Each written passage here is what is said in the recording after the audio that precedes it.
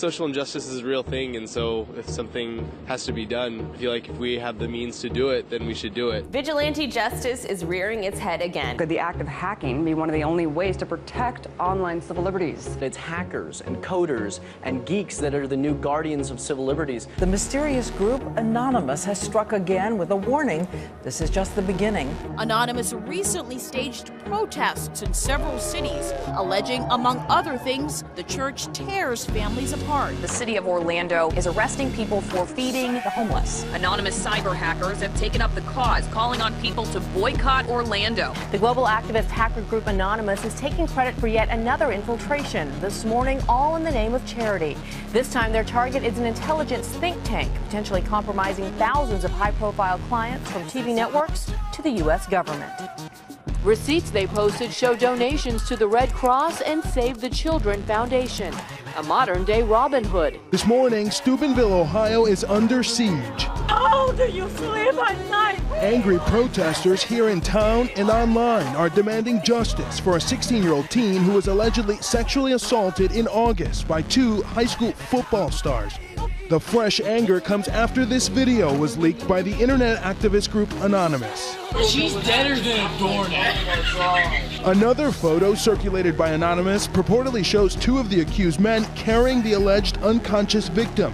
Social media is now ablaze with angry comments accusing police and local government of slowing down the investigation to protect the high school's beloved football program. Anonymous has targeted or threatened to target many organizations over the past few years, from the Church of Scientology to Warner Brothers Music, the State of Israel, the FBI, Casey Anthony, Formula One, and possibly their biggest get, the city of Orlando, Florida.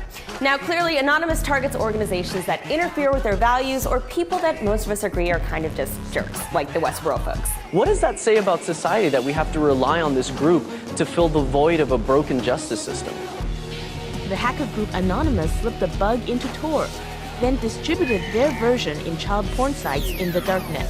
The bug software allowed Anonymous to reveal the IP addresses of the pedophiles to the police. The hacker group has released a series of internal emails requesting that the loan numbers be purposefully mismatched from the documents, encouraging foreclosures. There is a case of a girl in Nova Scotia named Rehtaeh Parsons who very sadly committed suicide after she alleged sexual assault and these compromising photos. And the police took a year, investigated, said they weren't going to bring any charges. Then some activists started really kicking up a fuss online, some of them members of the hacker group Anonymous, and some new evidence surfaced in the case. And the police and prosecutors changed their minds, and they reopened the investigation and eventually brought charges against two boys. Anonymous takes on Bart over cell phone shutdown. The Westboro Baptist Church. Most recently, this included plans to picket the memorial services of the 27 people killed in Friday's shooting at Sandy Hook Elementary. Well, guess who didn't take too kindly to that? That's right, Anonymous, who over the weekend decided to retaliate by taking down their website, hacking the Twitter of Westboro PR girl Shirley Phelps Roper, and publishing the names, addresses, and phone numbers of members of the Westboro group, along with, of course, a video message. Anonymous is also asking their Twitter followers to sign a We the People petition removing Westboro's tax-exempt status.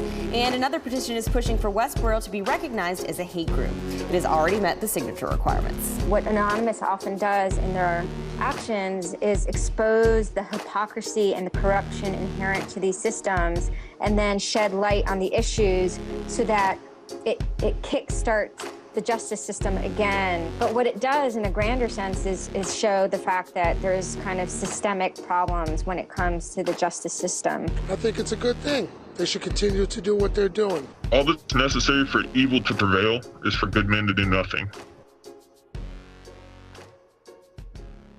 The internet